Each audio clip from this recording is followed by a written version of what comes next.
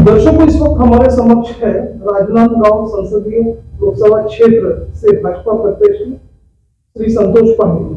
पांडे जी, हमारे चैनल में आपका स्वागत है। सर, आपको भारतीय जनता पार्टी ने पूर्ण उम्मीदवारी दी हुई है आपके विकास कार्य को देखते हुए। आप ये बताइए, जनता के समक्ष आपके क्या मुद्दे हैं, क्या विकास के वादे हैं, आप जनता के समक्ष जागरूक बनाते हैं। मैं दोबारा माननीय मोदी जी के टीम में और प्रत्याशी बनाए जाने पर मैं उनका आभार व्यक्त करता हूं, प्रदेश नेतृत्व का, केंद्रीय नेतृत्व का। और साथ ही आपने कहा कि किस मुद्दे को लेकर के जाएंगे, मैं आपको बता दूं कि इतने सारे काम माननीय मोदी जी ने किए हैं।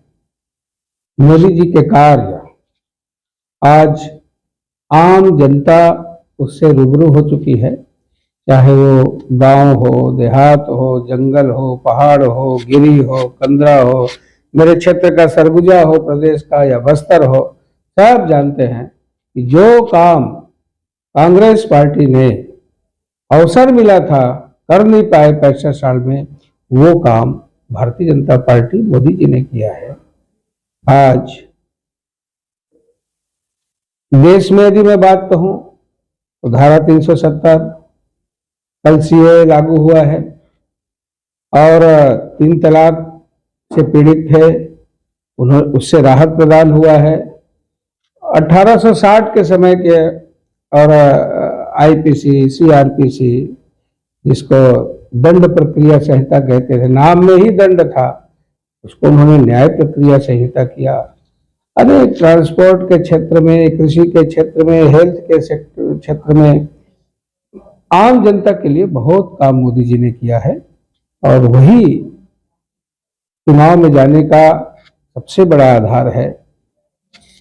भारत विकसित संकल्प और मोदी की गारंटी, इसके अंतर्गत जो वंदन महतारी योजना जो है और कृषक उन्नति योजना है, वो साकार किए गए, लोगों को साक्षात रूप में फायदा मिल रहा है। डीबीटी के तहत उनके अकाउंट में पैसा आ रहा है। आप इस उपलब्धि को किस तरह से मानते हैं? मैं आपको बताऊं कि आम माताएं, बहनें, मैं कल मानपुर गया था, भारी संख्या में बहनों ने और उसकी उपस्थिति, उन्होंने मुझे बधाई दिया। मैंने कहा कि मेरा कुछ भी नहीं है, सब माननीय मोदी जी के विचारों का है। और ये भाव लेकर के यदि कहीं अंत्योदय किसी ने दिया तो मोदी जी ने दिया, किसान कल्याण किसी ने किया तो मोदी जी ने किया, और कोरोना काल में जो अन्न देने का काम किया मोदी जी ने किया। आज महिलाओं को जिस प्रकार से 1-1 हजार रुपया महीना, 12,000 रुपया साल माताओं के लिए, ये 1-1 पैसे का वो बचत करती हैं, वो घर की लक्ष्मी होती हैं। 12,000 का भी वो उपयोग कैसे करती है अपने बच्चों के लिए, अपने परिवार के लिए, बहुत बड़ा आधार है। वास्तव में नारी तो नारायणी, ये मंत्र मोदी जी ने जो कहा था, यत्र नार्यस्तु पूज्यन्ते रमन्ते तत्र देवता, जहां नारी की, महिलाओं की इज्जत होती है, पूजा होती है, वहां देवता भी रमण करते हैं, निवास करते हैं, ये कहा गया है।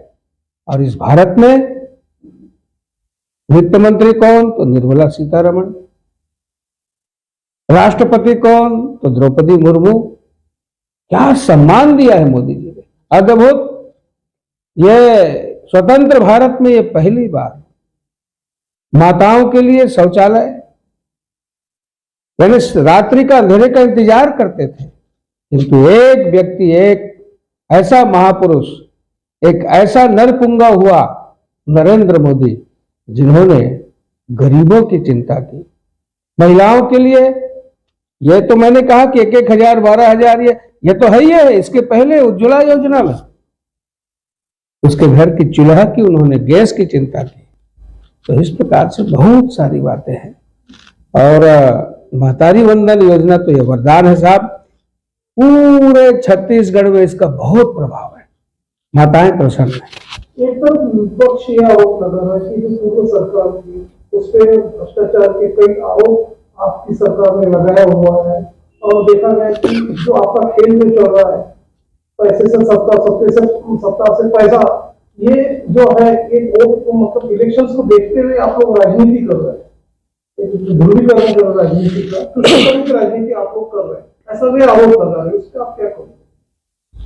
देखिए, पहली बात तो यह है कि मोदी जी की हर नीति एकदम नती हुई, आवश्यकता के अनुरूप। मैं आपको बताऊं, आपको ध्यान है कि चाइना बीमारी जब कोरोना आया तो कोरोना काल में ये वही सरकार, इनकी सरकार रही है ना, ये किसकी वकालत कर रहे थे, कहां की दवाई की वकालत कर रहे थे, कौन से वैक्सीन की, किस कंपनी की? फाइजर की। कहां की? जिसमें कुछ मिले इस देश में आए तो मोदी जी ने कहा लोकल वोकल चलेगा इस देश में, गया वो जमाना, हम वैक्सीन तैयार करेंगे, कोवैक्सीन, कोविशील्ड। वैज्ञानिकों को प्रोत्साहित करके उन्होंने तैयार किया और फॉरेन से आने वाले उस वैक्सीन को उन्होंने रोका। और आपको ध्यान होगा कि इस देश के ऐसे एक डोज नहीं, डबल डोज लगा, मुफ्त में लगा, और ऐसे 2 बिलियन डोज विश्व को हमने ऐसे अनेक देशों को देने का काम किया, सर्वे भवन्तु सुखिनः की कामना को लेकर के, सर्वे संतु निरामया की कामना को लेकर के। मोदी जी ही तो हैं, और जिन्होंने क्या कहा G20 में भी, जब मेजबानी किए तो उन्होंने कहा वसुधैव कुटुंबकम अयम निजः परो वेति गणना लघुचेतसाम उदार चरिता नाम वसुधैव कुटुंबकम। जो पूरी पृथ्वी को, सभी लोगों को, पूरे देश को, ये मेरा परिवार है, ये मेरा अपना है, बिना भेदभाव के, बिना किसी द्वेष के, बिना मां मौसी के। इन लोगों जैसे नहीं, गोबर भी खरीदना है तो देखते थे कि ये किसके यहाँ का गोबर है। गौरीनगर में भी अंडरब्रिज बन रहा है, स्टेशन पारा में भी बन रहा है, 12 अंडरब्रिज बन रहा है, और 12 अंडरब्रिज करोड़ों के हैं। लगभग 200 करोड़ के काम तो केवल रेलवे में चल रहा है। आपने कहा बहुत अच्छी बात है, एयरपोर्ट की तर्ज पर, जैसे हवाई अड्डा है उसी तर्ज पर अमृत स्टेशन राजनांदगांव का बनने वाला है। माता बमलेश्वरी तीर्थ स्थल है, वहां प्रसाद योजना के अंतर्गत केंद्र में माननीय मोदी जी ने पैसा तो दिया ही है, किंतु मेरी मांग पर वहां वंदे भारत भी रुक गया। अभी 3 दिन हुआ है रुकते, और हमने झंडी दिखाया है, वहां रुकेगी, वहां से चलेगी, लाभ मिलेगा, और वहां भी अमृत स्टेशन बनेगा। लाखों लोग आते हैं चैत्र नवरात्रि में, शारदीय नवरात्रि में। ये माता बमलेश्वरी की कृपा है और जनता की कृपा है।